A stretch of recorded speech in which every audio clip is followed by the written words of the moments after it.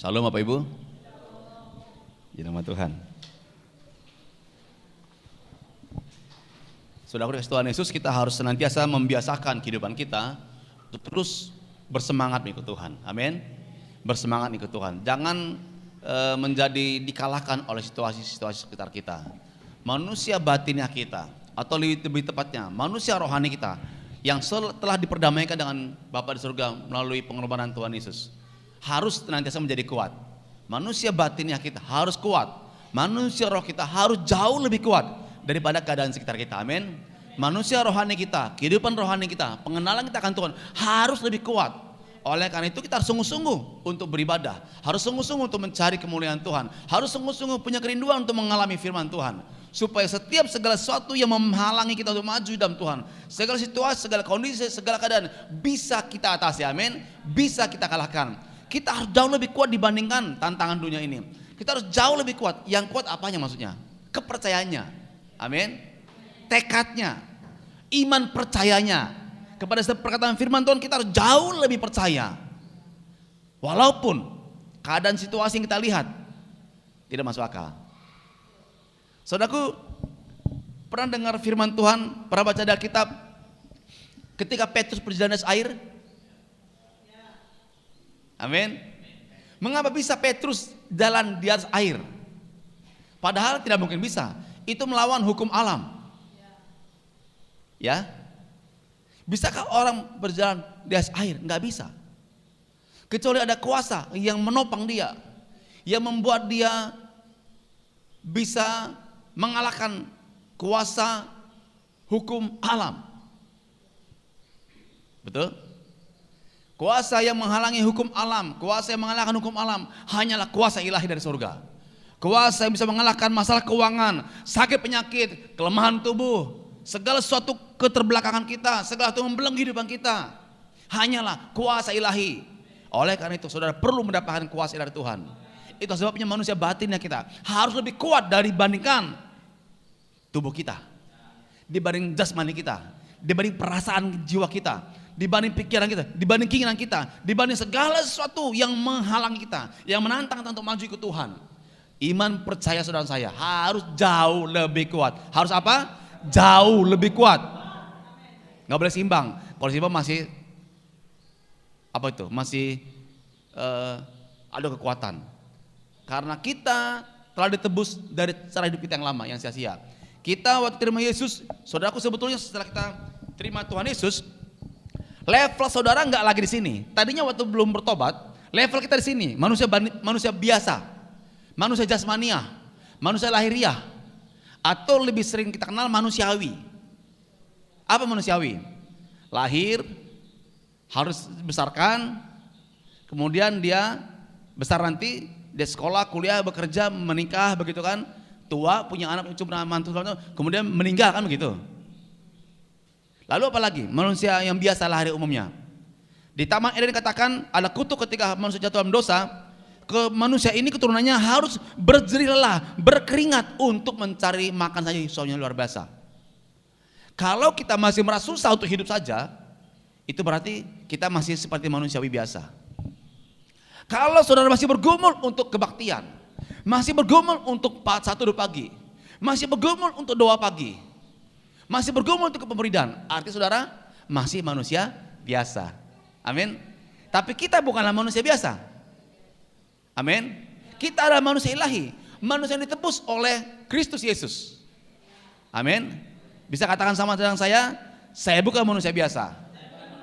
Kita manusia kerajaan surga. Itulah sebabnya Petrus mengatakan, di dunia ini kita hanya perantau sementara. Hidup yang sungguhnya bukan di dunia, di surga. Pada waktu kita meninggal kelak, itu hanya kayak itu, bangun di tempat lain langsung. Amin. Enggak ada penyiksaan. Karena orang telah terima Yesus, kematian bukan lagi menakutkan. Makanya kata Paulus, mati adalah keuntungan bagiku, hidup melayani Tuhan. Jadi sekarang kita hidup hanyalah untuk memuliakan Tuhan saja. Kalau kelak meninggal setelah waktu Tuhan, bukan sebelum mendahului waktu Tuhan. Maksudnya begini, jangan karena orang mau meninggal itu karena dia stres. Kemarin kami berdua melayani, menasihati seorang ibu yang hampir bunuh diri, terjun di Sungai Mentaya. beberapa tahun yang silam. Karena masalah rumah tangga. Hampir terjun Sungai Mentaya bunuh diri. Tapi ibu ini kemarin bilang, puji Tuhan Om, ada seorang almarhum udah meninggal sekarang, namanya Ciembem, yang bawa saya datang ke Om Den. Om lah Tuhan pakai, karena gembala saya udah angkat tangan, nggak bisa nolong kami lagi, nggak tahu masih gimana. Saya hampir terjun di Sungai Mentaya, tapi Ciembem almarhum datang, membawa saya malam-malam, hujan-hujan ke rumah Om di tempat yang sekarang itu. Om Den dan Tante yang Tuhan pakai menolong saya, Tuhan mengasihi saya, sehingga hari ini bersyukur sekali. Saudara Tuhan Yesus. Terusnya kita doa pagi, para pekerja tiap pagi itu doa subuh jam 4 pagi. Doa subuh setiap hari, kecuali hari Minggu dan hari Kamis, sekarang itu ada jadwal ibadah raya. Hari lainnya kita doa pagi jam 4 pagi semuanya. Kita nggak tahu, kita berdoa, ada orang-orang akan dijamah Tuhan, dipulihkan Tuhan. Wah, saudara rumah berdoa untuk orang-orang yang sudah PA-kan, yang sudah muridkan, yang sudah layani tiap persekutuan. Mereka dijamah Tuhan, kita nggak melihat, tapi tangan Tuhan tetap bekerja bagi mereka sekalian. Ada perkara yang ajaib. Tahukah saudaraku bahwa hari ini kita ada oleh karena ada orang menabur dalam doa. Kita waktu berdoa membangun kehidupan rohani kita. Amin. Kita menyelamatkan banyak orang. 2 kali ada orang mau terjun Sungai Mentaya. Satu lagi adalah laki-laki, bapak. Maaf, bapaknya bapak itu adalah seorang letkol Kopassus. Tapi anaknya seorang bapak juga mau terjun Sungai Mentaya. Dia dulu hubungin saya lagi di pedalaman. Pas saya sampai di sini, saya lihat ada masuk pesan, saya langsung ke hotel pada nginep, saya temui dia. Saya hampir saja mau naik kapal mau terjun Sungai Mentaya, dia bilang. Kalau saja Tuhan nggak menolong dia, untung saja di jalan saya tidak rusak sepeda motor atau bagaimana supaya cepat sampai di Sampit. 2 kali. Saudaraku, kasih Tuhan Yesus, hidup itu berharga. Amin. Hidup itu berharga, tapi melayani Tuhan jauh lebih berharga lagi. Amin. Kalau kita meninggal kita mau ke surga, tapi jangan meninggal hari ini atau besok, karena masih banyak tugas kita di bumi ini. Amin. Kita harus melatih tubuh kita harus melatih jiwa mental kita, pikiran kita harus disamakan dengan pikiran Kristus. Perasaan kita disamakan dengan pikiran Kristus. Amin. Tubuh kita pun disamakan dengan apa? Dengan sebagaimana yang Tuhan mau tentang tubuh kita. Amin. Itu namanya menyamakan dimensi kita. Bagaimana caranya? Manusia rohani itu harus ditingkatkan. Harus disamakan manusia batinnya kita, kekuatan roh kita dengan dimensi kerajaan surga. Amin. Tuhan punya tujuan kepada kita masing-masing. Beberapa minggu lalu saya menyampaikan firman Tuhan bahwa Tuhan memiliki rancangan masa depan buat kita semua. Bukan masa depan yang penuh yang kecelakaan, bukan. Tapi masa depan yang penuh harapan. Ada sukacita, ada kemenangan, ada sehat, ada kesembuhan, ada mujizat, ada perkara-perkara ajaib. Beberapa hari yang lalu ketika doa pagi, doa subuh, saya menyampaikan pada para pekerja Tuhan renungan singkat. Ketika Yesus berdoa kepada Tuhan semalam-malaman. Ada juga waktunya di Markus 1 ayat 35 mengatakan pagi-pagi benar, hari masih gelap. Dia pergi keluar ke tempat sunyi dan berdoa di sana. Setelah itu baru melayani. Kalau kita perhatikan, ketika Tuhan Yesus menjadi manusia, sungguh-sungguh manusia 100%. Dia bergantung pada Bapa di surga. Karena kita berkata, dia hanya melakukan apa yang dia lihat dari Bapa di surga. Begitupun kita hanya melakukan apa yang Bapa suruhkan pada kita. Di mana kita tahu? Dari firman Tuhan. Nah, ketika Tuhan memberi teladan buat kita pun mengikuti teladannya berdoa. Saudara sekalian, akibat doa manusia rohani kita dibangkitkan. Amin. Manusia batin kita dinaikkan lebih tinggi lagi, sehingga mengerti karena Tuhan, sehingga kuasa hadirat Tuhan, kuasa surga itu menginvasi batin dari hidup kita. Kita menjadi sukacita, mengalami kemenangan, sehat pulih. Bahkan bukan cuma kita menerima kuasa, tapi dari batin kita ada keluar aliran air kehidupan. Persis seperti Yesus katakan kepada perempuan Samaria, kalau engkau minum air sumur Yakub ini, engkau haus lagi. Tapi kalau engkau minum air yang kuberikan kepadamu, dari batinmu, dari hatimu akan mengalir, akan memancar aliran sungai kehidupan. Maksudnya adalah kuasa Roh Kudus, kuasa Allah, kuasa Tuhan Kristus. Itulah sebabnya ketika Yesus habis berdoa semalaman, dia melayani banyak orang, menemukan murid-murid untuk dibawa pada Bapa di surga. Kemudian juga menyiapkan 12 orang menjadi rasul-rasul dan murid-muridnya. Dia doa pagi-pagi, dia mengajak muridnya berdoa. Apa terjadi? Dimensi kuasa Bapa surgawi mengalir dari kehidupan Yesus. Sehingga kemanapun dia pergi, ada orang gila disembuhkan, ada orang mati dihidupkan kembali, ada orang lumpuh berjalan, orang buta melihat, dan makin banyak orang mendengarkan firman Tuhan melalui perkataan Tuhan Yesus. Mengapa? Dia melakukan apa yang dikehendaki Bapa. Tugasnya di bumi ini adalah memperdamaikan manusia dengan Bapa di surga dan membawa kita semua mengalami kuasa kemuliaan Tuhan, mengalami kemuliaan Bapa di surgawi. Saudara Kristus Tuhan Yesus, tugas kita pun sama. Tugas gereja adalah terang di tengah-tengah dunia ini. Itu sebabnya kita perlu membangun kehidupan rohani kita, supaya dimensi kehidupan rohani kita tidak mandek, nggak tertekan, tapi kita di atas. Nah, kayak Raja Wali. Raja Wali itu berulang itu kalau terbang itu tinggi sekali. Amin. Ada angin begitu badai, dia nggak takut biasanya. Dia terbang naik tinggi. Beda dengan burung-burung pipit, burung-burung kecil-kecil, dia langsung berlindung. Anak Tuhan juga dengan badai-badai kehidupan, situasi, dia terbang tinggi. Artinya apa? Maksud saya adalah kehidupan kita justru dibawa Tuhan naik lebih tinggi lagi, bisa mengatasi tantangan lebih tinggi. Bahkan kita semakin tinggi, kita bisa melihat jauh banyak perkara di bawah kita. Wawasan lebih luas, pengalaman lebih luas. Kalau saudara membangun kehidupan rohani saudara dengan sungguh-sungguh, dengan fokus pada Tuhan, engkau punya pengalaman rohani jauh lebih luas, punya dimensi manusia ilahi jauh lebih besar, kapasitas kehidupan saudara jauh lebih besar, dampak perubahan kehidupan saudara akan memberkati banyak orang jauh lebih besar lagi, lebih luas lagi, sampai semua orang melihat kemuliaan Tuhan dari hidup saudara, sampai orang bisa melihat perubahan karakter saudara. Amin.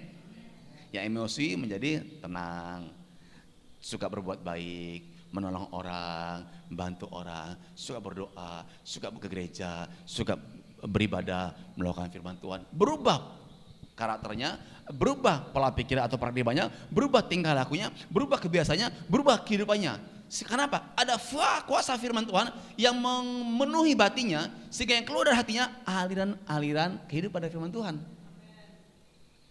Semakin kita membangkit rohani kita, semakin membangkit kita, kuasa Allah nggak terbendung lagi. Keluar, terjadi apa?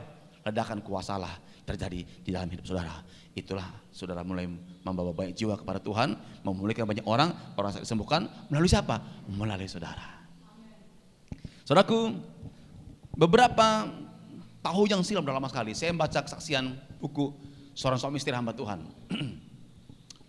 Ketika di gereja orang hadir itu ribuan banyak orang, dia nggak bisa mendoakan satu persatu. Waktu di mengadakan KKR juga nggak bisa lagi mendoakan satu persatu, nggak bisa tantang atau karena terlalu banyak ratusan orang untuk didoakan, bahkan ribuan. Akhirnya dia hanya sambil jalan di tengah-tengah, tangannya diangkat begini, tangan kiri kanan, dia lewat saja. Dan semua orang yang kena di bawah naungan tangan dia dipulihkan Tuhan, disembuhkan, dilepaskan, pulih semuanya. Nggak sempat lagi mendoakan satu persatu, nggak ada kata-kata lagi diucapkan. Karena apa? Kuasa Allah nggak terbendung lagi. Saudara dan saya juga sama sebetulnya. Sama dengan Petrus, ketika dia berjalan, ya, kemudian orang-orang membawa orang sakit. Mereka berpikir kalau kena bayangan Petrus saja, mereka percaya orang ini akan sembuh. Hanya bayangan saja, nggak didoain, nggak sempat lagi karena begitu banyaknya. Saudara bayangkan kira-kira, misalnya Petrus mau lewat di kota Sampit, jam 9 pagi, orang lihat, nanti bayangannya sebelah mana nih? Lihat nih, terakhir jam 9, oh, orang begini semua tangan, oh sebelah sini bayangan. Ternyata belum lewat, di sana lagi banyak orang dilayani. Pindah udah jam 12. Nah, jam 12 bayangan di mana? Di bawah kaki. Tahu kan jam 12 siang? Dulu saya masih kecil dikasih tahu orang tua saya melihat jam. Tanpa jam, tahu jam berapa. Ya. Saudara mengerti? Ada kan caranya kan? Kalau jam 12 siang itu matahari pas di bawah kaki kita. Itu jam 12 siang tepat. Ya. Itu kan repot. Masa Petrus menginjak dia atau melangkahinya? Jam 1 berubah kemana?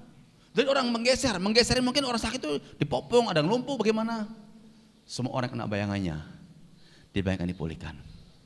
Paulus, waktu kebaktian, persekutuan, melayani Tuhan, dia lagi kebaktian lap keringat pakai sapu tangannya. Sapu tangan udah ada zaman dulu ternyata. Paulus udah ada sapu tangan, belum ada tisu. Jadi sapu tangan dia, peluhnya keringatnya letakkan lagi begitu. Dia sambil bawa firman, mengajar firman Tuhan. Tiba-tiba ada orang minjam sapu tangannya. Dia percaya sapu tangan Paulus aja ada kuasa Allah. Ditempel di orang sakit sembuh. Dipinjam, pas Paulus mau pakai udah nggak ada, keliling kalau orang sakit semua sapu tangannya. Nggak tahu jam berapa dikembalikan, nggak ada itu di Alkitab. Amin, saudara. Satu kesaksian, waktu dulu saya masih SMA. Ada suami istri, dia penyuluh pertanian. Dia melayani suami istri ini. Suaminya penyuluh pertanian. Dia melayani, kemudian naik motor ke persekutuan. Sedang hujan gerimis. Dia pakai jaket mantel. Bukan jas hujan, jaket biasa, jaket mantel. Karena Bandung itu udah dingin. Kemudian dia Waktu masuk persekutuan, tempat persekutuan, dia menggantungkan jaket mentelnya di tempat gantung jaket digantung. Sebelum dia, kemudian dia duduk ke ruang tengah melayani dengan suaminya, persekutuan jemaatnya dia layani. Saudara tahu, jemaat itu ada yang sakit, dia percaya mantel ibu ini akan ada kuasa Allah. Dipinjam jaket ibu ini, dipakai sama orang sakit, sembuh seketika. Lalu bersaksi persekutuan tersebut. Kuasa Allah mengalir dari batin kita sampai ke sapu tangan kita, sampai ke bayang kita, sampai ke jaket-jaket kita, sampai ke helm saudara. Padahal kalau sudah penuh Roh Kudus, mengalir luar biasa, terus membangun kehidupan rohani begitu kuat, helm dipakai orang, tak dipakai ada kata keselamatan. Tiba-tiba orang jadi terikat akan Tuhan Yesus. Ada banyak perkara yang ajaib yang terjadi. Kalau saudara meningkatkan kualitas kehidupan saudara. Masalahnya hari ini adalah ada terlalu banyak anak-anak Tuhan. Mereka nggak mengerti, mereka hanya mengubah, mereka hanya memoles manusia-manusia luarnya saja, tapi batinnya tidak. Mereka hanya sibuk kalau pada waktu ada perayaan-perayaan agama Kristen, Natal, Paskah, kenaikan Tuhan Yesus, Roh Kudus, KKR, ibadah-ibadah biasa, ibadah-ibadah di rumah tangga, dan makan-makan bersama, kebaktian Padang, lalu ketawa-ketawa dengan permainan-permainan game. Mereka hanya menikmati hal-hal yang jasmani saja, padahal jauh lebih penting hal-hal yang rohani yang mengalami Tuhan secara pribadi. Pagi ini saudara sekalian, saya mengajak saudara sekalian, mari tingkatkan kehidupan rohani kita. Amin. Terus membangun manusia rohani kita. Kita lihat firman Tuhan 2 Korintus 4 ayat yang ke-16. Sebab itu kami tidak tawar hati, tetapi meskipun manusia lahiriah kami semakin merosot, namun manusia batinnya kami dibaharui dari sehari ke sehari. Sekali lagi ya. Oke, 1, 2, 3. Sebab itu kami tidak tawar hati, tetapi meskipun manusia lahiriah kami semakin merosot, namun manusia batinnya kami diperbaharui dari sehari ke sehari. Amin. Kita ulangi mulai namun. 1, 2, 3. Namun manusia batinnya kami dibaharui dari sehari ke sehari. Katakan amin. Sekali lagi amin. Yang semangat amin. Saya anduk kembali Bapak Ibu. Tidak tawar hati, walaupun kita semakin tua maksudnya. Semakin merosot bukan berarti bicara kita sakit, enggak. Katakan saya sehat. Sehat. Karena Tuhan Yesus telah menanggung semua sakit penyakit, kelemahan, segala kutuk. Saya sehat, tubuh saya sehat, batin saya sehat, roh saya juga sehat. Saudara harus sering sekali mengucapkan hal-hal yang baik, yang benar. Karena hidup mati seorang tergantung lidahnya. Siapa yang suka menggemakannya akan memakan hasilnya, buahnya. Kalau saya mengatakan saya sehat diberkati, saya diberkati. Sebaliknya kalau saya bilang saya nggak sehat, saya kekurangan, terus saja mengatakan begitu, maka mental saudara makin lemah. Kenapa? Pikiran saudara akan terbentuk dengan paradigma yang salah, yang keliru. Padahal Yesus mengatakan saudara dipulihkan. Katakan setiap hari saya sehat, saya pulih, saya kuat. Masa depan saya kata firman Tuhan penuh harapan. Dunia mengatakan bohong-bohong, kamu yang pembohong.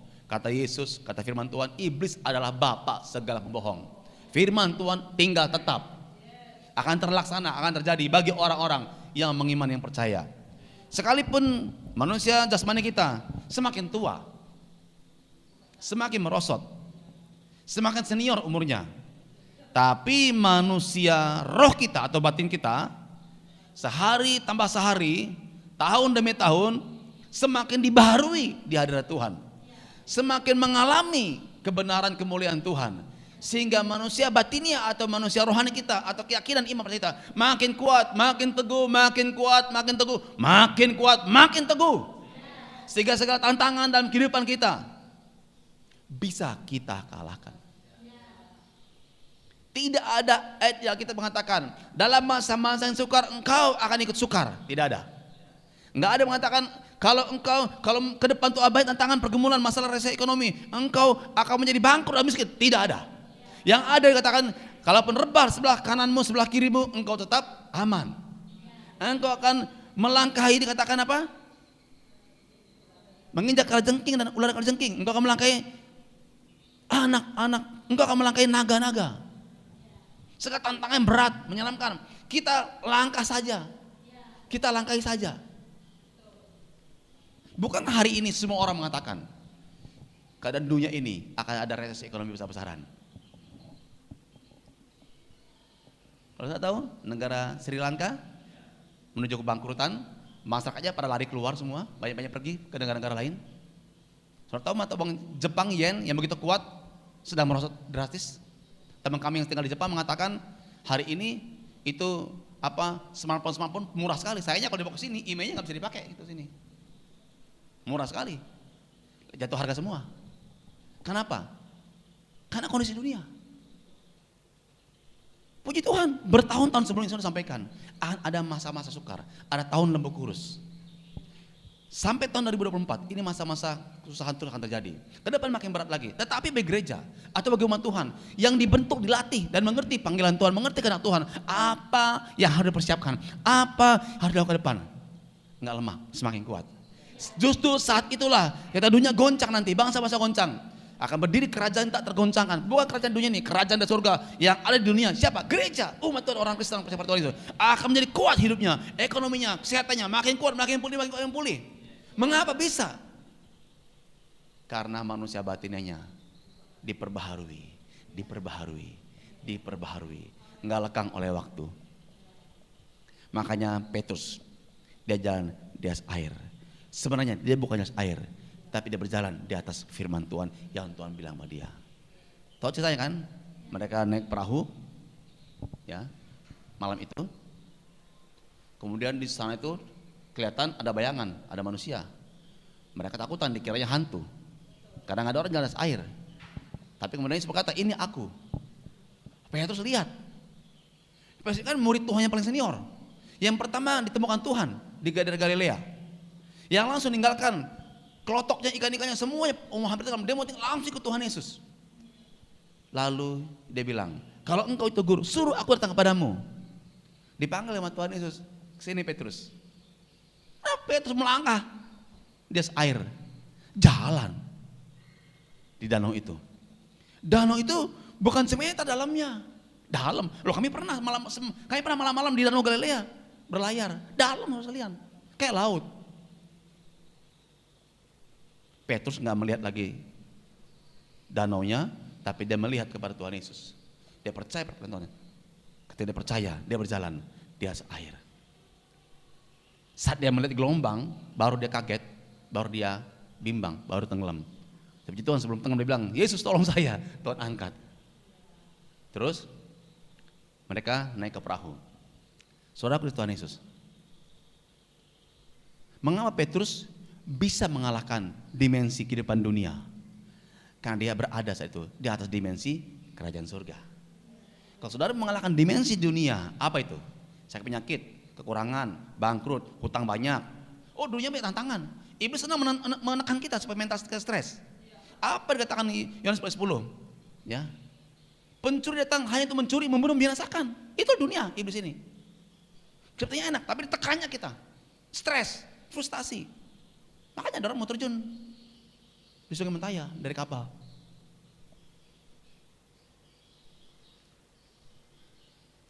Padahal seharusnya nggak mungkin terjun, apalagi dia anak seorang militer. Bapak ini nggak mungkin anak perwira. Mental terlatih dari orang tuanya.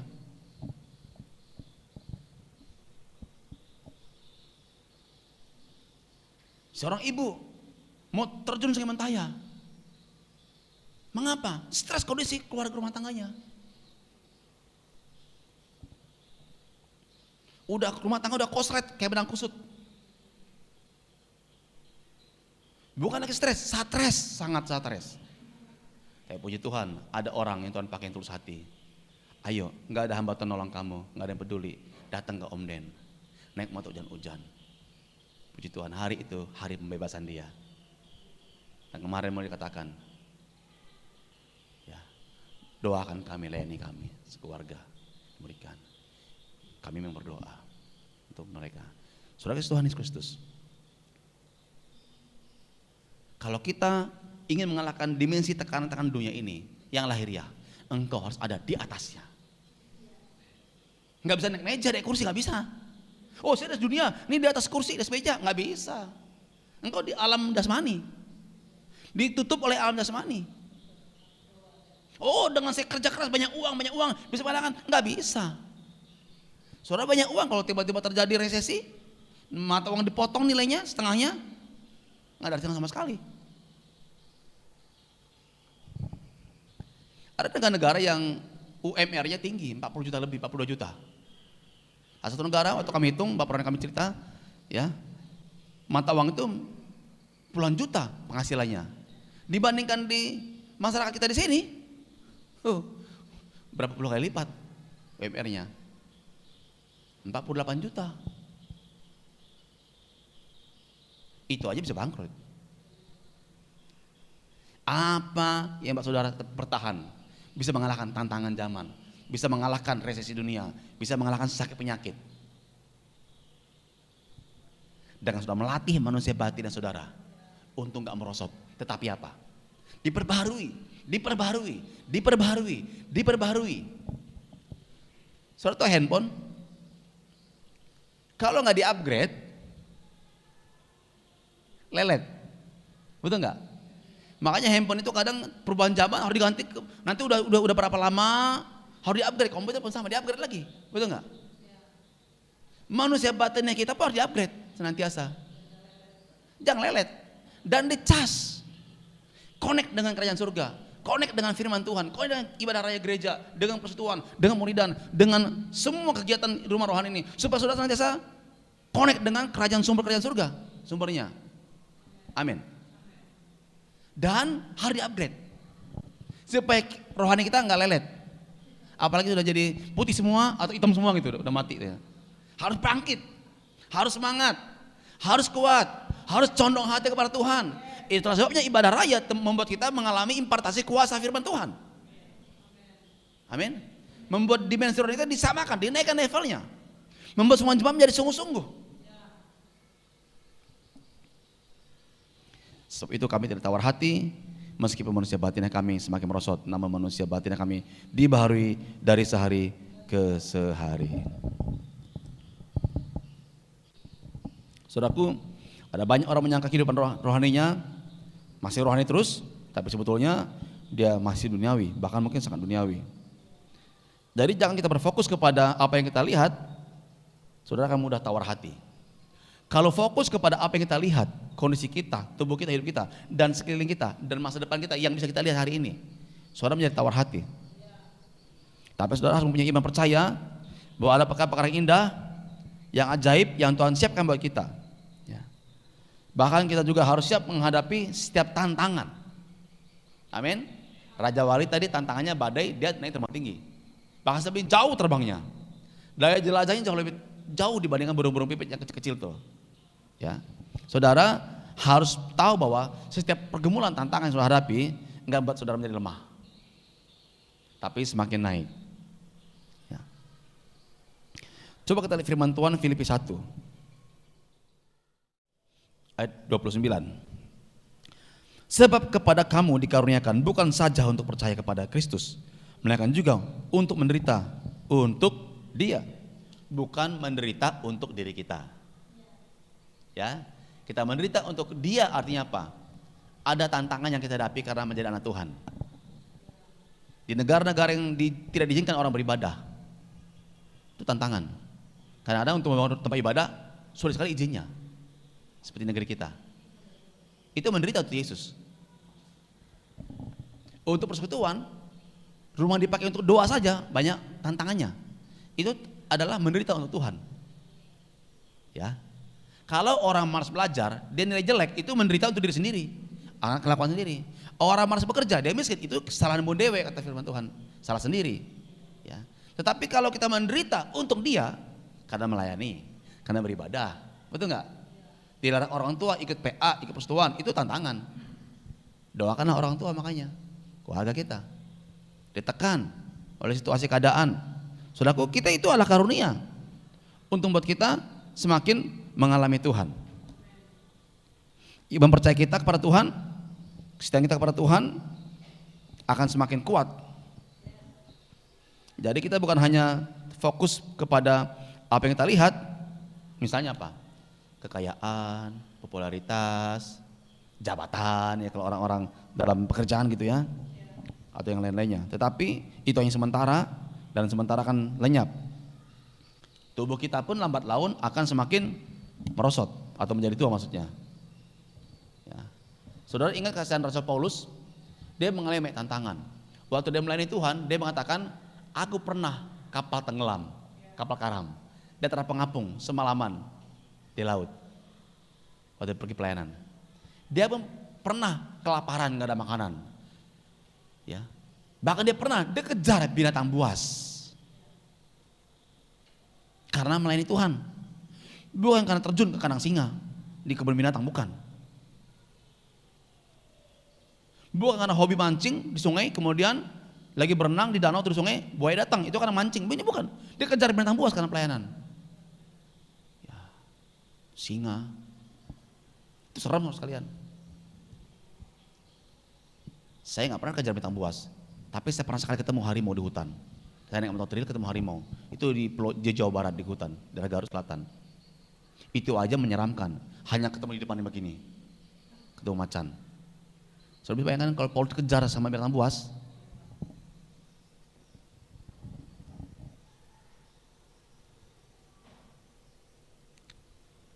Itu hal yang mengerikan. Tetapi Paulus walaupun begitu dia tahu itu ada tantangan.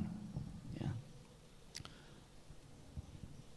Paulus terus membangun kehidupan rohaninya semakin kuat, tidak semakin merosot.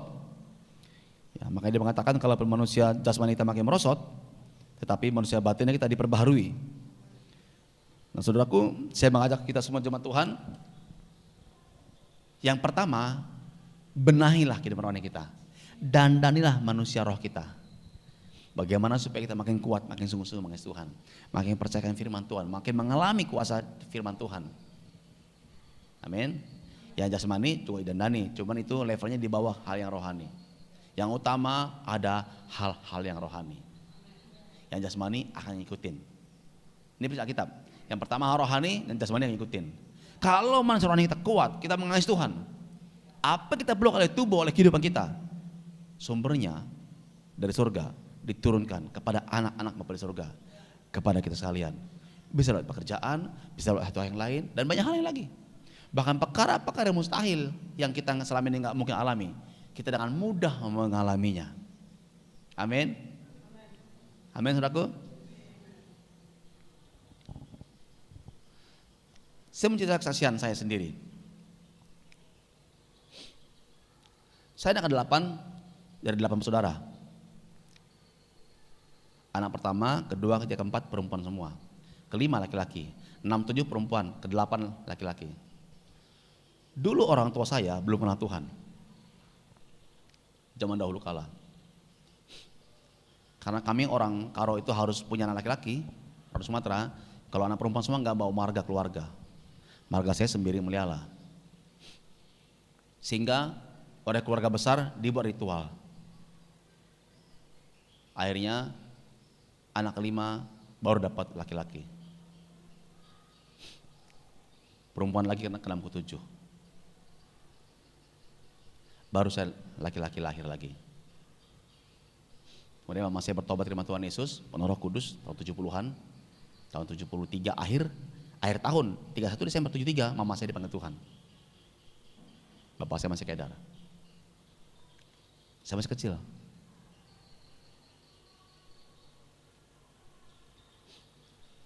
Mama saya dipanggil Tuhan, papa saya nggak lihat, papa saya tinggal di kota Bandung. Dahulu nggak kayak sekarang, gampangnya pesawat banyak, kapal aja sebulan mungkin cuma sekali atau 2 kali, paling cepat. Itu pun bisa 4 hari atau 5 hari, kapal zaman dulu. Dari Tanjung Priok Jakarta ke Belawan di Medan.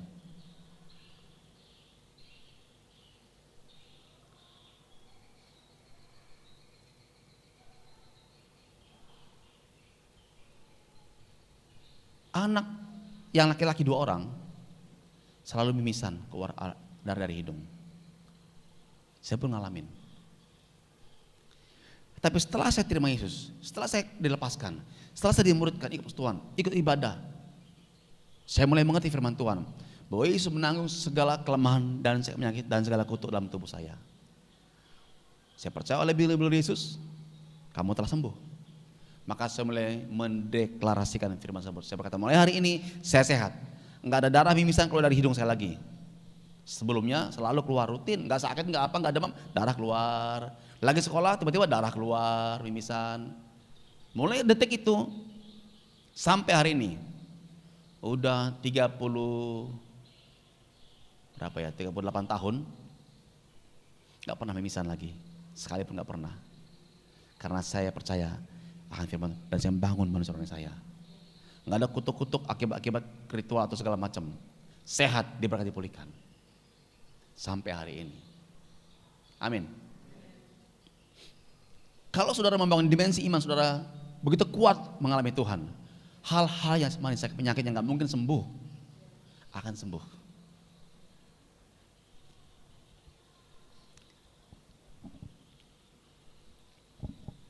Tuhan banyak mengajar saya untuk percaya betul kepada Tuhan 100%. Termasuk masalah sakit penyakit, masalah keuangan dan lain sebagainya. Saya mau ceritakan berkasih buat jemaat Tuhan supaya saudara sendiri mengerti dan mengikuti teladan ini sama yang saya alami dengan Tuhan. Jangan tanggung-tanggung percaya pada Tuhan Yesus. Jangan setengah-setengah percaya pada firman Tuhan. Waktu saya SMA, saya pernah punya jerawat batu banyak. Entah kenapa, saya nggak percaya, tiba-tiba muncul. Itu gara-gara salah pakai apa tuh? Dulu disuruh sebelum tidur pakai apa? Saya nggak sebutin karena mereknya gitu ya. Di muka gitu ya. Malah jadi berapa kemudian muncul bentol-bentol semuanya. Saya kaget. Akhirnya ke dokter kulit di Kota Bandung. Beli obat itu ratusan ribu. Itu mahal loh. Mahal. Tahun 84, 85. Saya lupa 84, mungkin 84 tahunnya kalau salah ya. Mahal. Dipakai lama sembuhnya. Akhirnya tahu ya, bentol-bentol di muka, di punggung juga banyak. Wah, ini kenapa ya begini? Dari cermin kaget saya. Susah sekali semuanya. Akhirnya saat itu sore itu, siang-siang bukan sore, saya bungkus obatnya, saya berkata, Tuhan saya percaya, saya di pinggir jurang, bukan mau terjun ke jurang, bukan. Saya deklarasi di pinggir jurang, saya masih ingat. Saya percaya bahwa Engkau telah menebus saya, menyembuhkan saya oleh biru-birumu. Saya percaya tanpa obat input saya sehat. Saya percaya dan saya melangkah dengan iman hari ini Tuhan. Beri saya iman untuk percaya, Tuhan berikan saya iman percaya. Saya katakan saya sehat, saya pulih, saya nggak perlu obat lagi. Itu saya nekat. Kau tahu? Saya putar obat itu di kresek. Dalam saya kata saya buang obat ini karena saya percaya saya sembuh tanpa ini. Dalam saya buang ke jurang. Dan setelah hari itu saya pulih, kering, sembuh sendiri sampai hari ini kembali. Amin. Amin. Pernah waktu persekutuan, waktu ibadah kebaktian, Tuhan mengajar saya. Di dompet cuma ada uang 10.000. Uang 10.000 masih besar waktu itu. Besar. Karena makan, sekali makan cuman 300 rupiah zaman itu. Jadi besar. Tuhan bilang, kalau engkau percaya kepada aku, engkau mengasihi aku, enggak tergantung hartamu, berikan semua uangmu. Ini Roh Kudus, bukan orang yang nyuruh. Enggak ada, bukan WL di depan, berikan semua uang. Enggak. Tuhan bilang dalam batin saya, enggak ada yang ngajarin. Oke Tuhan, saya mau taat. Saya berikan semua uang saya. Karena sesuatu butuh uang, tapi saya mau percaya melihat tangan Tuhan. Saya berikan uang kepada Tuhan. Persoalan, uang dompet kosong. Tinggal apa tuh kartu pelajar. Dan SIM C. Puji Tuhan. Selesai itu ada orang di gerakan Tuhan ngasih uang. Jauh lebih besar dibanding uang tadi. Nah beberapa minggu kemudian sama lagi Tuhan bilang lagi. Berikan lagi uangmu semuanya di dompet kepada Tuhan. Ini Roh Kudus ngomong dalam saya kasih lagi. Saya pikir sama polanya nanti Tuhan pakai orang lain ngasih saya uang gitu kan. Enggak ada yang ngasih. Pulang jalan kaki. Nanjung. Jalan pulang, jalan batis. Terus Roh Kudus bilang, nah kamu mau ngandelin pengalaman lama kan? Enggak boleh ngandelin pengalaman. Tuhan selalu baru tiap hari cara bekerjanya. Lalu ini berarti apa ini? Saya udah gak ada uang sama sekali. Artinya kamu akan dilatih untuk punya mental seorang pemenang. Dan tidak bersungut-sungut. Tetap gembira, sukacita walaupun uang gak ada sama sekali. Puasa saya gak makan. Dan gue saya nggak tahu. Setelah itu persekutuan jalan kaki. Jauh itu 25 km. 20 km bawa gitar, jauh nih turun gunung. Nggak kayak saudara, cuman berapa kilo aja udah merasa gengsi jalan. Saya kayak berkilometer, 20 km lebih.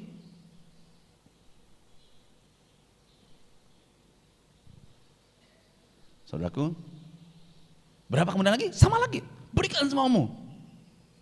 Waktu retreat, saya kasih semuanya karena butuh uang buat retreat. Enggak, panitia enggak bilang berikan uang ada, enggak ada. Di batin saya Roh Kudus bilang berikan semuanya. Aku berikan, aku belajar latih percaya sama Tuhan. Beberapa kali seperti kekurangan. Tapi setelah itu saya mempunyai mental pemenang. Belajar mengosongkan diri, belajar untuk enggak punya apa-apa demi pekerjaan Tuhan dinyatakan. Saudaraku, setelah itu saya dibentuk Tuhan. Dan Tuhan ajar enggak kekurangan apa-apa. Amin. Tiba-tiba sepatu kulit, sepatu bagus yang mahal, ada yang kasih gratis, sepatu baru yang beliin. Baju batik kemeja, saya nggak beli, ada yang belikan. Tiba-tiba bermacam-macam bermunculan. Tas ada, jas, jaket kulit, jaket kulit mahal kan. Jaket kulit yang mahal itu, saya punya jaket kulit. Saya semua punya jaket kulit. Udah punya sepatu kulit yang bagus-bagus, jeans segala macam, semuanya. Semua yang Tuhan nggak mungkin malu anak-anaknya. Tuhan nggak pernah berhutang. Apa yang hari ini paling keren, saya punya. Bukan karena saya punya banyak uang, tapi karena belajar memberi. Tuhan bilang berikan semua, saya berikan. Dia upgrade Tuhan saya. Bukan jasmaninya saya, rohani saya yang diupgrade Tuhan. Jasmani ngikutin doang, jaket ngikutin, sepatu ngikutin, uang ngikutin. Apa yang pertama? Batin. Sejak itu saya percaya, Engkau betul maha kuasa, Engkau dahsyat. Saya mulai ngelayani orang sakit, saya tumpangi jalan. Ada orang gila di tengah jalan, saya sekali tumpangi tangan Bapak itu tahun 85. Didoakan, Bapak tunggu sini, saya ambil ke rumah baju, saya kasih baju ke dia, baju yang besar. Kasih bagi di meja, kemudian Bapak di sini, tidur sini di sofa, di teras sini. Karena dia udah keluar kemana-mana. Bapak itu orang katakan sejak itu berubah. Biasanya ngacak-ngacak kebun mawar orang, jadi merapikan halaman rumah orang, dia bersihin semuanya. Buah pertobatan dia ada, selama ini gila merusak halaman orang, dia rapikan sekarang. Dan setelah itu dia gak berkeliaran lagi, dia pulih, sehat, seutuh-utuhnya.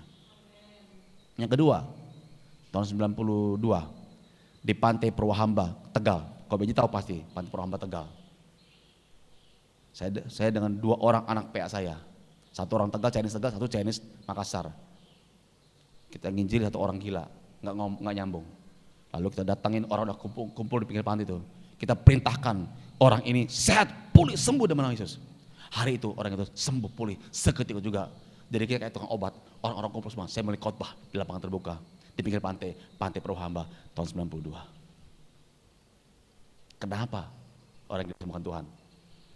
Karena ada kehidupan ilahi dari batin saya dan 2 anak PA saya yang saya latih. Kalau saudara melatih manusia batin saudara, engkau dimensi makin tinggi, naik level lebih tinggi. Udah puluhan tahun saya melatih hidupan orang yang saya begitu. Loh saudara kapan mulai melatih? Jangan turun lagi. Dan saya nggak pernah mau terkamiri oleh keadaan-keadaan bosan dunia ini. Saya tahu hidup sementara, hidup dari Tuhan. Amin saudaraku? Amin. Sehingga saudara percaya, apapun Tuhan katakan kita percaya. Hal-hal yang besar, hal-hal yang rahasia, saudara bukan rahasia lagi. Itu menjadi kehidupan kita sehari-hari. Agar manusia batin kita diperbaharui oleh Roh Kudus, saudara juga harus mematikan segala sesuatu yang bersifat duniawi. Karena hal duniawi yang membuat kita kedagingan itu membuat manusia rohani merosot turun. Apa itu? Prinsip firman Tuhan, pegang teguh jangan dilanggar. Kasih Tuhan Allahmu dengan segenap hatimu, itu prinsip firman Tuhan. Ya, betul enggak? Berikanlah persembahan kepada Tuhan dengan sukacita, bukan terpaksa, dengan sukarela. Betul enggak? Membantu orang-orang yang susah, menghormati orang tua. Ya kan? Rajin bekerja, itu prinsip firman Tuhan. Karena sama Tuhan orang malas, orang tidur akan jadi miskin. Rajin bekerja, rajin belajar, itu prinsip firman Tuhan. Harus makin maju, itu prinsip firman Tuhan. Harus berkembang dan bertumbuh, itu prinsip firman Tuhan. Kebaktian, persekutuan, dimuridkan, itu prinsip firman Tuhan. Jangan menjauhi pertemuan-pertemuan ibadah kita, kata Ibrani. Tapi kita harus semakin giat melakukannya. Menjelang hari Tuhan yang mendekat. Ini prinsip Tuhan, jangan dilanggar. Apalagi, hormati orang-orang menyampaikan firman kebenaran. Hormati orang-orang, itu prinsip firman Tuhan. Jangan lalai dalam pekerjaan Tuhan. Jangan malas melayani Tuhan. Itu maksudnya loh. Jangan lambat melayani Tuhan, harus cekatan. Itu prinsip firman Tuhan. Tekun berdoa. Teruslah berdoa. Senantiasa berdoa, memberitakan Injil. Ya. Ini prinsip firman Tuhan. Kamu nggak mungkin menikah dengan orang yang tidak seiman, karena nggak mungkin gelap terang bersatu. Itu prinsip firman Tuhan. Amin. Jangan menjadi orang yang berhutang. Nanti dikuasai hutang karena ambisi pengen menjadi memiliki mobil yang mahal, pada levelnya kapal saya belum sampai ke sana, tapi dipaksakan jadi berhutang, akhirnya kejar-kejar hutang, kejar-kejar debt collector, akhirnya sembunyi, matikan HP. Ini salah. Tuhan bilang, coba dirimu dengan apa yang ada. Wah, saya berikan semua uang saya, Tuhan suruh berikan semua, saya berikan semuanya. Saya nggak ada uang, saya coba diri saya siapa? Dengan apa? Jalan kaki. Punya 2 kaki, jalan kaki Tuhan, haleluya. Ku berjalan ke bukit, bawa gitar, capek, keringatan. Walaupun dingin karena jalannya 20 km lebih, ya keringatan, bawa gitar. Pulang, ya nanjung lagi, jalan lagi. Puji Tuhan, haleluya. Nyampe tengah malam, jam 11 malam. Saya alami. Tanpa sungut-sungut. Sampai rumah nggak makan, nggak ada makanan, nggak ada beras, air putih. Bukan air mineral terlalu mahal rasanya. Air putih biasa dari tanah di sumur. Milikilah prinsip kuat, mental sudah teguh karena engkau percaya Tuhan. Dan nggak bersungut-sungut, nggak menjadi langsung mental kita kalah. Makanya pada waktu kerja, mental saya nggak kalah situasi. Pertama saya kerja, Senin saya dikalahkan. Sampai saya masuk majalah grup band waktu itu. Orang baca semua, wah saya dipromosikan Tuhan. Perusahaan datang, Bapak mau perusahaan kami? Bapak saya, ini mobil pakai Pak. Sampai di situ, kenapa? Karena di mana mental itu menang? Di pelayanan, di gereja, di persekutuan, dilatih Tuhan. Nggak kecewa, nggak punya uang, nggak frustasi, tapi percaya.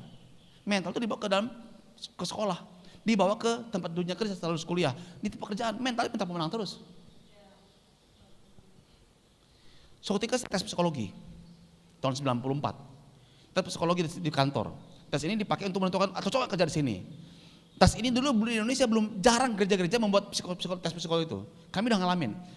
Di tempat yang tes psikologi dikatakan, tes ini dibuat udah 1 abad yang lalu di Amerika. Nah kami termasuk orang awal-awal menggunakannya. Dites, kaget yang psikiater itu. Kamu itu mentalnya pemenang sekali. Dia mana tahu? Dari tes psikologi tadi. Dia nggak tahu di mana saya berubahnya. Apakah saya lahir sebagai pemenang? Enggak. Di persekutuan, di PA, di kebaktian, saya dirubah Tuhan, di hadirat Tuhan. Amin. Manusia rohani terbangun, sehingga kita doanya, deklarasinya beda. Tuhan, aku berjalan dalam kebenaran firman-Mu, aku berjalan dalam terang Tuhan. Hidupku semakin hari semakin terang.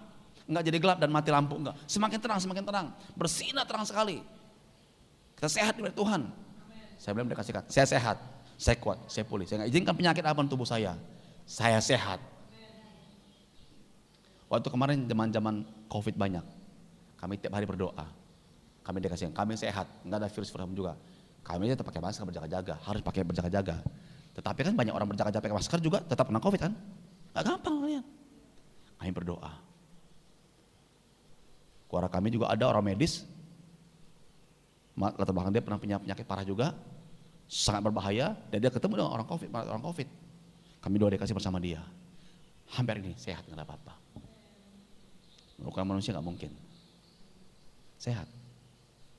Saudara nggak tahu, Mom pernah hampir kena COVID. Kita nggak cerita ke siapa-siapa. 2 kali.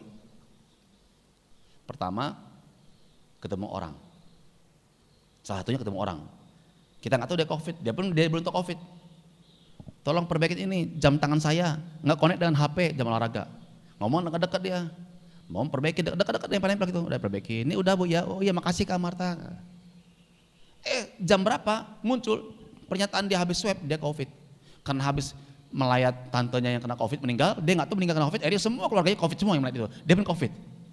Nah momen itu istri saya itu udah mulai ngenak segala tuh. Tiba-tiba dia bilang, dia mulai keluar pujian di hatinya. Dia nyanyi. Tuhan adalah gembalaku, takkan kekurangan aku. Mazmur 23. Itu beberapa jemaat pekerja COVID di sini. Kami sambil ngantri makanan tuh, siang-siang ngantri makanan, beli soto, beli apa, ngantri makanan ke siapa-siapa ke sini gitu ya. Taruh di pagarnya. Kami cerita. Berapa menit kemudian, itu udah sesak napas. Nggak bisa, udah seperti orang tenggelam. Akhirnya apa? Hilang seketika. Itu 2 kali dialami. Sehat.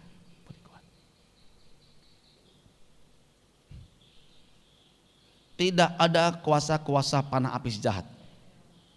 Tidak ada kuasa apapun juga yang sanggup memisahkan saudara dari kasih Bapa di surga. Amin? Gak ada. maka saudara perlu fokus pada Tuhan. Kalau sudah persekutuan, fokus. Ibadah, fokus. Kenapa di ibadah kita diajarin? Kalau ibadah, HP dimatikan, bukan di silent. Supaya saudara nggak terganggu dengan suara WA masuk, SMS masuk. Kenapa diajar fokus, jangan ngobrol? Supaya saudara betul-betul benih firman Tuhan nggak terjatuh ke jalan. Itu untuk membangun rohani kita. Amin. Mari terus bangkit, menyala-nyala. Tiap pagi doa. Sudah tiap hari makan firman Tuhan. Kenapa saya kasih renungan firman Tuhan walaupun sederhana pada di grup jemaat setiap hari? Supaya saudara mulai belajar, itu memancing. Tapi saudara enggak cuma dikasih makan oleh saya begini, tapi saudara sendiri gali sendiri firman Tuhan. Punya kitab semua, doa sendiri semua, tapi saya mulai ajarin pancing. Ayo, bangun semuanya. Yang simpel-simpel kita wajarkan, hal yang prinsip yang perlu. Saudara membangun diri saudara sendiri, makan firman Tuhan. Jangan malu baca Alkitab. Kalau dulu saya sekolah aja bawa Alkitab yang kecil tuh, Alkitab perjalanan baru. Tapi yang kecil jenisnya saya bawa. Jam istirahat saya baca Alkitab. Saya belajar dari Smith Wigglesworth. Dia bilang dia berapa menit sekali baca Alkitab. Maka dia disebut sebagai manusia dengan satu buku, The Bible, Alkitab. Dalam kehidupan dia 14 kali orang meninggal dibangkitkan, termasuk istri meninggal, hidup lagi didoain sama dia. Tahu gerakan zaman dahulu kala. Kami begitu bersyukur. Beberapa tahun silam kami ketemu dengan keturunan rohaninya, cucu rohaninya beliau. Didoain, dikasih nubuatan. Orang mengejar Tuhan sungguh-sungguh, ketemu dengan orang yang sungguh-sungguh. Kami kata inilah orang-orang yang dulu keturunan Smith Wigglesworth, yang saya kagum betul dengan hamba Tuhan yang luar biasa itu. Dari Inggris. Dan cucu rohaninya, kami dengarkan khotbahnya, kami didoakan ditumpangi tangan, dikasih pesan nubuatan, dapat impartasi. Saudara bersyukur hari ini saya kasih firman ini. Saya dengarkan kesaksian hamba-hamba Tuhan sebelumnya. Dia menjadi pola bersama-sama dari Paulus, Petrus, Smith Wigglesworth, dan beberapa hamba Tuhan lain lagi. Dari mari kita bersama-sama mengalami dimensi kehidupan rohani yang naik jauh lebih tinggi lagi. Menjadi kuat, menjadi kuat, menjadi kuat. Kalau saudara nggak punya uang sama sekali, kalau saudara merasa punya terbeban karena ada sakit atau apa saja, saya ajarin doanya. Jangan begini, Tuhan tolonglah saya Tuhan, berilah saya makan uang, berilah saya kesehatan Tuhan. Gak usah begitu doanya. Tinggal saudara perintahkan saja. Amin. Jadi gimana doanya? Berdiri kayak saya tadi. Di pinggir jurang boleh, di pinggir sungai boleh, di pinggir boleh, di rumah boleh. Depan cermin boleh juga. Ngomong sama teman dari sini di cermin tuh. Kalau cermin gede, lihat muka saudara. Lemah gak kira-kira situ? Kelihatan tuh. Mulai ngomong. Loh ini pengalaman saya. Saya sehat, saya diberkati, saya sembuh. Saya gak kekurangan uang, berlimpah-limpah. Tuhan mencurahkan berkat bagi hidup saya. Tuhan mengirimkan para malaikat mengantar uang dengan cara yang ajaib buat saya. Terserah mau lewat pekerjaan, lewat apa terserah. Terserah Tuhan saja. Sehat saya, gak boleh saya penyakit, kuat, pulih. Saudaraku, apa yang kau deklarasikan, apa yang kau ucapkan, hidup mati yang tergantung lidahnya. Siapa yang suka menggemakannya, mengucapkannya, akan memakan buahnya hasilnya. Ucapkanlah hal-hal yang baik, yang positif. Pekerjaanku diberkati, karirku sehat, murid-muridku, jemaat yang kuliah ini sehat semua, diberkati Tuhan. Saya sehat, diberkati, saya berjalan dalam firman Tuhan. Gak ada kekurangan apa-apa. Ucapkanlah begitu. Amin. Saudara menerima. Latih mental saudara. Jangan menjadi mental yang kalah. Beberapa tahun lalu kita kan ibadahkan di sini waktu sebelum Covid, kita ada 2 deklarasi. Itu apa maksudnya? Bukan cuma ikut-ikutan. Itu sebenarnya saudara membangun hidup rohani saudara. Menyampaikan pesan-pesan Tuhan dalam batin kita. Saya sehat, saya kuat. Kan begitu. Jadilah kuat, jadilah sehat. Diberkati Tuhan. Rohmu menyala-nyala mengasihi Tuhan. Itu dibangun dalam batin kita. Dalam rohani kita. Saya bersungguh-sungguh. Saya mengasihi Tuhan sungguh-sungguh. Amin.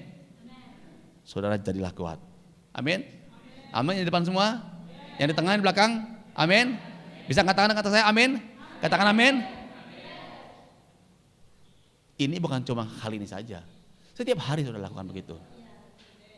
Ini ditiru oleh orang-orang motivator. Mereka meniru. Jangan lupa, semua meniru. Saya masih lagi. Kuasa-kuasa gelapan orang-orang dunia itu meniru gereja, meniru Alkitab. Misalnya apa? Contoh ya. Ada namanya orang minyak urapan. Di dunia dibikin minyak minyak magic, ya kan sama kan, mirip-mirip. Hanya beda sumbernya. Ini kuasa surga, kuasa Tuhan, ini kuasa alam gaib, kan begitu, beda kan? Beda. Tadi sahabat tangan Paulus, ada kuasa Allah tinggal situ. Orang dunia bikin kain juga kan, kain di depan toko dipaku, nah kan begitu kan sama mirip kan? Tapi itu kuasa setan. Dia kasih rezeki, tapi kemudian diambil juga rezeki yang lain. Seperti kan orang-orang mengambil rezeki di alam gaib, dia seperti banyak uang, nanti cucunya jadi bangkrut miskin dibuat rata-rata. Atau sakit penyakit parah. Kadang-kadang ada perceraian di keluarga dibuat jarum, perceraian percabulan. Kutuk kematian anak-anak diambilnya. Karena semua yang datang kepada alam kegelapan nggak gratis. Harus dibayar. Tapi kepada Tuhan Yesus gratis. Udah dibayar oleh Tuhan Yesus kayu salib. Dosa kita, kelemahan kita, kekurangan kita. Apapun kondisi hari ini. Saya mau katakan pada jemaat-jemaat Tuhan. Saudara yang sakit terutama yang masih ada yang belum pulih betul. Oh saudara saya mau kasih firman Tuhan. Saya mau melepaskan firman kepada saudara. Pesan buat ini. Terima kesembuhan, terima jangan amin. Engkau katakan dengan semua, engkau pulih sembuh. Terjadi di dalam nama Yesus Kristus. Baru sudah bisa ngomong orang lain. Saya pernah mengalami hal ini yang mustahil. Saya saksinya, saya disembuhkan Tuhan dengan sempurna. Saya pernah kurang punya uang sama sekali. Wah udah gak tahu lagi bagaimana. Utang juga banyak. Tapi saya bertobat dari kelakuan yang tidak benar. Menggunakan uang. Saya mau melakukan iman, saya mau mengucapkannya. Saya melakukan percaya yang baik. Saya memberi kepada Tuhan. Memberi untuk orang-orang yang perlu ditolong. Mengasih makan orang yang kekurangan. Walaupun saya juga kekurangan. Tapi sejak saya lakukan, saudara akan melihat pelan-pelan udah dipulihkan ekonominya. Bisa ngomong orang lain, saya kekurangan. Tapi saya tahu kekurangan bagaimana. Kayak Paulus, saya tahu kekurangan. Tapi dia menang. Saudara mau hidup berkelimpahan? Bagaimana cari berkelimpahan? Cari kerja lagi yang banyak? Bukan. Sumber berkat bukan pada saudara. Sumber berkat adalah Bapa di surga. Kita diberkati karena kita anak Bapa di surga. Jadi bagaimana? Mulai mendeklarasikan masalah berkat Tuhan dan ngatur pola keuangan supaya jangan salah beri persepuluhan pada Tuhan. Maka berkat Tuhan kita tambah lagi. Ujilah aku firman Tuhan semesta alam. Apakah aku tidak membuka tingkap-tingkap langit dan mencurahkan berkat padamu sampai kelimpahan. Amin. Kalau punya banyak hutang, gimana cara bisa melunasi WR hutang? Saya mau ajarin. Saya diajar seorang hamba Tuhan, pembimbing PA saya. Kalau punya hutang banyak, nggak punya uang sama sekali, makan pun nggak bisa. Buka lemari. Apa yang bisa dikasih ke orang ya? Kita mau meminta Tuhan. Jangan kasih baju robek-robek, layak pakai tapi robek-robek. Kasih baju yang bagus. Sepatu punya 2, 1 kasih ke orang. Sendal punya 4 atau punya 3, 1 kasih, jangan yang bolong, yang bagus. Kasih tas, kumpulin. Tuhan saya nggak punya uang. Persembahan kalau kita nggak punya uang, makan pun susah, utang punya banyak. Ini saya mau kasih ke orang yang membutuhkan. Kita datang orang-orang yang membutuhkan. Nggak perlu saudara siapa saja kasih, ya dia butuh. Oke? Kita hancur hati. Itu sebagai apa? Bukti pertobatan maksud saya. Bukti mengenalkan Tuhan. Kayak Zakius. Kalau ada yang aku peras, aku kembalikan 4 kali lipat. Dia saya bangkrut artinya. Begitu kan, tiba-tiba berkat Tuhan dicurahkan. Mulai bisa menata keuangan kembali. Iblis sudah menekan masalah hutang, gak pernah lunas, saya kasih tahu.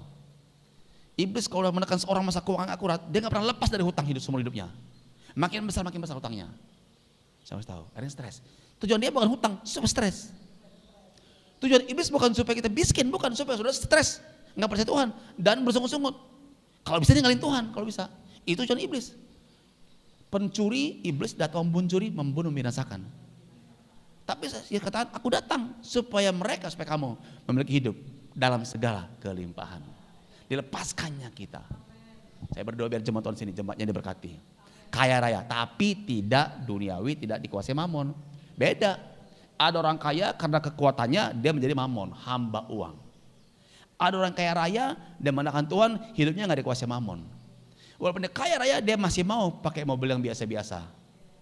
Dia nggak merasa nggak level, harus mobilnya yang naik lebih tinggi, yang harganya 3M, enggak, dia biasa aja. Mengapa orang dunia ini mobil cuma butuh 1, tapi mobilnya 15, 17. Kenapa? Mau pamer. Tangan cuma 10 jarinya. Tapi kalau dia punya cincin 30. 100 jari 3 cincin. HP paling oke lah 2-3 HP. Kalau mau bisnis mungkin 1 buat ini keluarga, 1 buat pelayanan, 1 buat pekerjaan, 3 mungkin buat bisnis, buat keluarga sama anak, ini buat pelayanan. Jadi bunyi ini dari pelayanan, ini urusan gereja, ini urusan bisnis. Tapi HP-nya sampai 15, sampai lupa nomor sendiri mana. Bingung yang mana yang nggak tahu. Buat apa? Amin. Orang senang dengan laki-laki nih, topi. Topi mau dapat beli. Ini berapa? 2 juta beli, 5 juta beli. Dipakai cuma sekali, lupa nyimpan di mana. Akhirnya jabuk.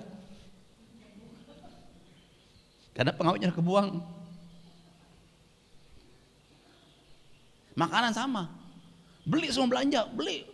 Datang ke swalayan, masukin keranjang, masukin, semua dia suka masukin makan, masukin semuanya. Expired, kebuang. Kenapa? Dia gaya hidup. Bukan rohani, jasmaninya, mentalnya itu rakus, ambisi. Tuhan mengatakan, cukupkan dirimu dengan apa yang ada. Asal ada makan pakaian cukuplah, itu maksudnya apa? Supaya kita menekan, jangan jadi terlalu yang wah-wah begitu. Itu bukan berarti maksudnya hanya makan dan pakaian, bukan itu. Tentu kita butuh mobil, butuh motor, butuh bensin kan. Maksudnya apa? Menekan, jangan sampai kita jasmani itu kuat sekali. Kenapa orang doa puasa? Kalau doa puasa supaya nahan lapar, semua orang bisa nahan lapar. Doa puasa kita menekan kedagingan kita. Besok pagi-pagi kita mikir, nasi kuning mana yang paling enak di kota ini ya? Soto di mana yang paling enak ya? Tiap ada rumah kafe baru, rumah makan baru, kita harus ingat, langsung kontak batinnya dengan sana tuh. Nah ini salah nih. Kenapa langsung kontak rumah makan, makannya yang mana? Kue apa yang baru muncul di kota ini? Kenapa sudah nggak kontak kepada kerajaan surga, markas besar kita? Kepada kontaknya kepada hal jasmani. Belajarlah bisa menguasai diri. Jangan mabuk, jangan sifat pesta pora. Itu namanya mabuk, itu nggak sadar. Tapi sudah harus mabuk atau dipimpin oleh Roh Kudus. Sudah harus dipenuhi oleh firman Tuhan. Jangan malu orang mengatakan, kamu gila Yesus, gila kebaktian. Memang kita harus tergila-gila pada Tuhan Yesus. Kita harus tergila-gila pada firman Tuhan. Kita mencintai Tuhan. Masa kita tergila-gila kepada dunia ini? Kalau nggak nonton film baru, kita stres. Itu kan kita tergila pada dunia ini. Jadi kita lihat film apa yang baru muncul ya? Lo kok dikuasai oleh begitu? Drama Korea kok masa ada kasih wanita yang hidupnya penuh drama Korea? Maka hidupnya penuh drama. Kalau drama ada pada pikiran saudara. Gayamu kayak orang Korea, padahal kau makan kunjui. Bertobatlah. Sekarang sudah dekat. Amin.